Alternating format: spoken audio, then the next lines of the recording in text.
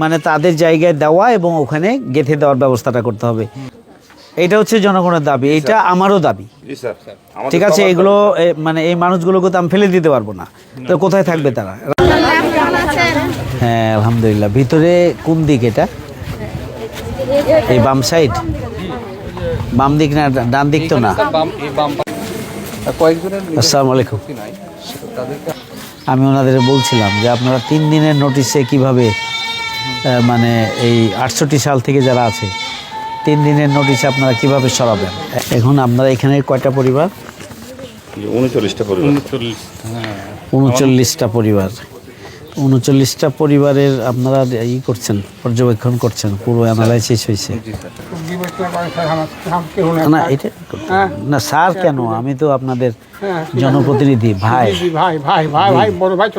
হ্যাঁ, আমি তো আপনাদের কথাই বলবো ইনশাআল্লাহ। যেটা বাদ পড়বো এটা আপনারা স্মরণ করেন, কারণ আমি তো আপনাদের লোক নাকি? জি, সবার সেটাই তো বলতেছে। এই জন্য সাহস রাখবেন। হ্যাঁ, সাহস রাখবেন। হচ্ছে যে যাদের আপনাদের জমি আছে সেই জায়গায় ওনারা বলছেন, আমি ওনাদের কথাই বলছি, যে সেই জায়গায় যাদের যেখানে জমি আছে ওখানে চলে যাবেন, তাহলে এটা একটা সমাধান। তো এখানে সমস্যা তৈরি হবে, যেটা আপনাদের কথা আমি বলছি। এরা এই যে এটা ভাঙবে, এটা জীবনভর এটা করছে, এটা ভাঙে যে ওখানে নিবে না, নিয়ে যাওয়ার ভাড়া আছে, আবার ওইভাবে তৈরি করার জায়গা ব্যাপার আছে। এইটা ওনারা তো পারবে না বিয়ার করতে। এইটা জেলা প্রশাসন এটা কি করবে, এটা আপনারা একটা নির্ধারণ করেন।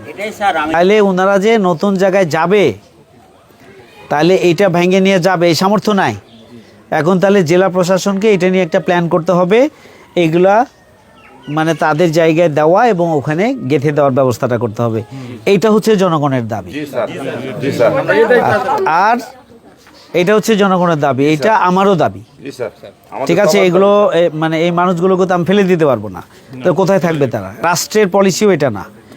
বিকল্প ব্যবস্থা করেই রাষ্ট্র এক জায়গা থেকে আর এক জায়গায় যদি কেউ থাকে, এটা আমি এটাকে দখল বলতে চাই না।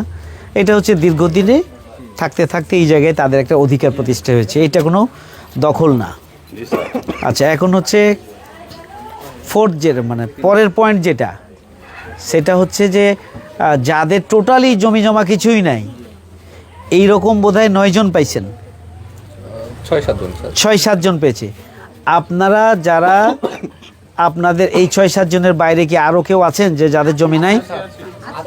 আচ্ছা, এখন আপনারা অ্যাপ্লিকেশন দেন আপনার জন্য, আপনাদের যাদের কিছুই নাই বা এটার বাইরে জমিও নাই বাড়িও নাই, আপনাদের নামে এই ছেলে মানুষ অর্থাৎ হাজব্যান্ডের নামে হোক আর স্ত্রীর নামে হোক, এইটা আপনারা একটা লিখিত দিয়ে দেন। যারা যারা মনে করছেন যে আমার কিছুই নাই, লিখে দেবেন, ওনারা যাচাই বাছাই করবে, করে আপনাদেরকে একটা জায়গা ঠিক করে দিবে, যে জায়গার মধ্যে সরকারের অনুমতি সাপেক্ষে ওখানে আপনারা থাকার অধিকার পাবেন। ঠিক আছে, সেটা করে দিবে। এটা হয়েছে কি, যেটা আমি বলি যে একটা হচ্ছে না, এটা এমন জায়গা পৌরসভার থেকে বহু দূরে দিবে না, কিন্তু জমি এই জায়গা যে জন্য ফাঁকা করতেছে, তো আর এক জায়গায় দিলে তো একই, আবার কয়দিন পরে আর এক প্রশাসন আইসা 10 বছর পর আইসা তারা ভাঙবে। আর আপনাদেরকে এখন যেভাবে ডিসি সাহেব দিবেন, যদি ওইভাবে, ওটা আমি অনুরোধ করব আপনাদের পক্ষ থেকে যে বেশি দূরে দেওয়া যাবে না, আর সবগুলো পরিবারকে একটা জায়গায় দেন, যাতে করে এখানে প্রতিবেশী হিসাবে ছিল, ওখানেও যেন প্রতিবেশী হিসাবে থাকতে পারে, এরকমটা একটা জায়গা তারা দিবেন এবং যেন দেন, এই জন্য আমি ভূমিকা রাখবো। আমার মনে হয় যে প্রশাসন, আমি এরপরও আপনাদের সবটা শুনলাম, অ্যাপ্লিকেশন দেওয়ার জন্য আর কয়দিন টাইম নেবেন? যাদের কিছুই নাই কিন্তু দরখাস্ত করেন নাই, এমন কয়জন আছেন দেখি?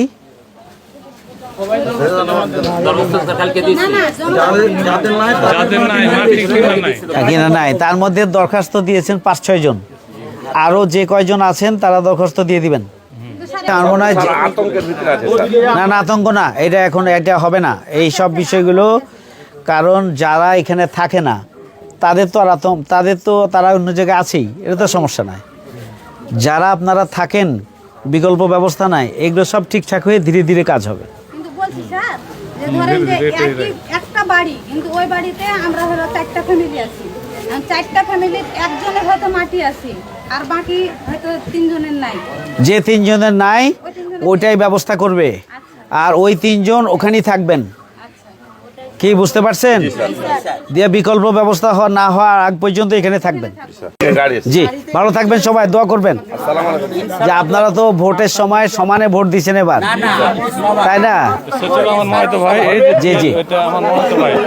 তো ইনশাল্লাহ আমার কাছে চাঁপাইনবাবগঞ্জের সব মানুষ সমান, ঠিক আছে? এবং সবার সমস্যার সমাধানের জন্য আমি ইনশাল্লাহ আপনাদের পাশে আসি, দোয়া করবেন। আসসালামু আলাইকুম।